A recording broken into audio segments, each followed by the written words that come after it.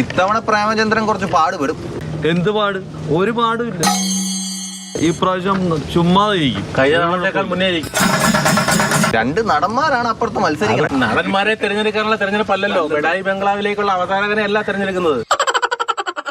LDF വേണ്ടി മത്സരിക്കുന്നത് Mukesh MLA ആണ്. അദ്ദേഹം വെറുതെ ആണോ രണ്ടാമത്തെ ടൈം MLA ആയത്? മുകേഷ് MLA കാത്തിരിക്കുക. 2 വർഷത്തിന് ശേഷം അദ്ദേഹത്തെ കണ്ടത് തന്നെ ഒരു കുട്ടിയെ കാണാതെ പോയ അവസരത്തിലാണ്.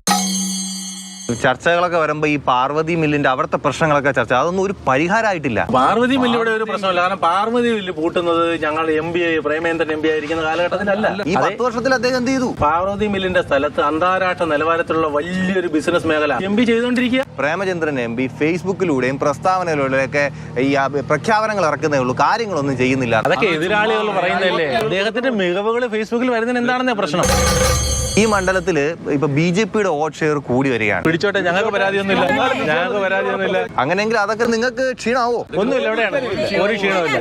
ഐക്യ ജനാധിപത്യ മുന്നണിയിൽ വിശ്വസിക്കുന്ന ഓരോ വോട്ടർമാരും ഐക്യ ജനാധിപത്യ മുന്നണിക്ക് പ്രേമേന്ദ്രൻ MPക്ക് വോട്ട് ചെയ്യാതിരിക്കില്ല, മാറി ചിന്തിക്കില്ല. പ്രേമചന്ദ്രൻ MP പ്രധാനമന്ത്രിയുടെ ഭക്ഷണം കഴിക്കാൻ പോയതൊക്കെ ഉണ്ടായ പുകല് നമുക്ക് അറിയാവുന്ന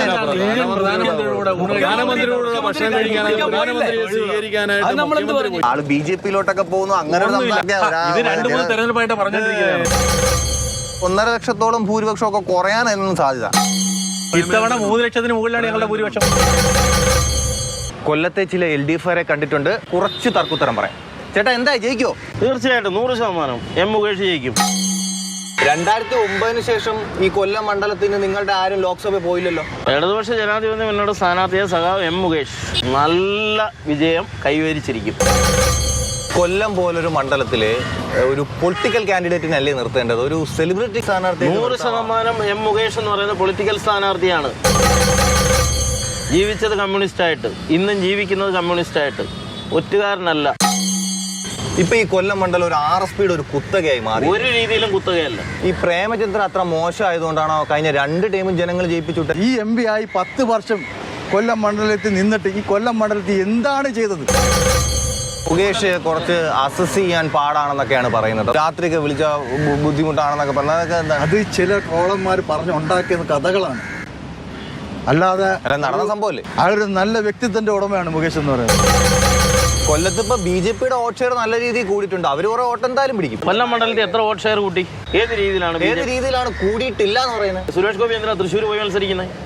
അയാൾ കൊല്ലത്ത് ജനിച്ചു വളർന്നതല്ലേ. അയാൾക്ക് ഇവിടെ ഇറങ്ങിയിട്ട് 10 വോട്ട് പിടിക്കാൻ പറ്റുമോ? ഈ സാബു എന്ന് പറയുന്ന ആള് കഴിഞ്ഞ പ്രാവശ്യം വന്ന് 1 ലക്ഷത്തോളം വോട്ട് പിടിച്ചു. ഇപ്പൊ കൃഷ്ണകുമാറാണ്, പുള്ളി സിനിമ നടനാണ്, പുള്ളി കുറച്ചുകൂടി വോട്ട് പിടിക്കില്ലേ? അവർക്ക് കിട്ടേണ്ട വോട്ട് എത്രയാണ്? നമുക്ക് കിട്ടേണ്ട വോട്ട് നമുക്ക് കിട്ടിയിട്ടുണ്ട്. പക്ഷേ ഈ സാബു എന്ന് പറഞ്ഞ BJP സ്ഥാനത്ത് കിട്ടേണ്ട വോട്ടും കൂടെ ചേർത്താണ് പ്രേമേന്ദ്രൻ കഴിഞ്ഞ പ്രാവശ്യം പോയിരിക്കുന്നത്. പക്ഷേ ഇപ്രാവശ്യം ഹാട്രിക്കുമായിട്ട് ഇറങ്ങിയിട്ടുള്ള കൊല്ലത്തിന്റെ പ്രേമലു ഉറപ്പായിട്ടും പൊട്ടുന്നുള്ള കാര്യത്തിൽ 100% ഉറപ്പാണ്.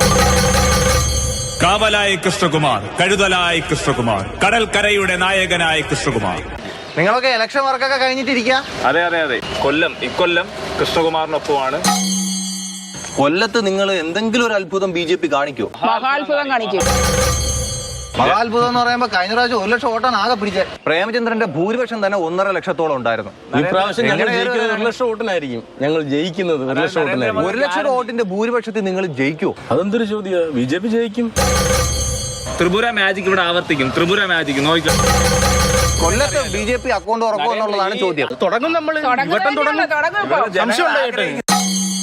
കൊല്ലത്ത് സ്ഥാനാർത്ഥി ഇല്ലാത്തത് കൊണ്ടാണോ നിങ്ങൾ വേറൊരാൾ ഇങ്ങോട്ട് വന്നേ? കെട്ടിടം പണിക്ക് വേണ്ടി ഇവിടെ ഹിന്ദിക്കാരെ ഇറക്കുന്നത് പോലാണോ അങ്ങ് ഡൽഹിയിൽ നിന്നൊക്കെ അമേഠിയിൽ നിന്ന് രാഹുൽ ഗാന്ധി ഇവിടെ വന്ന് മത്സരിക്കുന്നു? നോമിനേഷൻ കൊടുക്കുന്നതിന് 2 ദിവസം മുമ്പല്ലേ നിങ്ങൾ കൊല്ലത്തൊരു സ്ഥാനാർത്ഥി സംബന്ധിച്ച് 20 ദിവസം BJPയുടെ സ്ഥാനാർത്ഥി നിർണ്ണയമൊക്കെ കഴിഞ്ഞു. പക്ഷെ ഇതുവരെയും പ്രതിപക്ഷത്തിന്റെ പ്രധാനമന്ത്രി സ്ഥാനാർത്ഥി ആരാന്നുള്ള നിർണ്ണയം ഇതുവരെയും കഴിഞ്ഞില്ല. LDF വേണ്ടി മത്സരിക്കുന്നത് കൊല്ലം MLA ആണ്, നടനാണ്. അപ്പൊ പുള്ളി നല്ല വോട്ട് പിടിക്കുകയും ചെയ്യും, പുള്ളിക്ക് ജയസാധ്യതയുണ്ട്. MLA ആയിട്ട് നിന്നിട്ട് ഒരു ഗുണമില്ല. പിന്നെ അദ്ദേഹത്തിനെ തന്നെ MP ആക്കാൻ വേണ്ടി സ്ഥാനാർത്ഥിയാക്കി എന്തിനാണെന്ന് പോലും ഞങ്ങൾക്കറിയത്തില്ല. ശരി, ഞാൻ നിർത്തി. ഒന്നുകിൽ പ്രേമചന്ദ്രന്റെ ഹാട്രിക്ക്, അല്ലെങ്കിൽ മുകേഷ് MLA MP ആകും. ഇതും അല്ലെങ്കിൽ കൃഷ്ണകുമാറിന്റെ തരംഗം.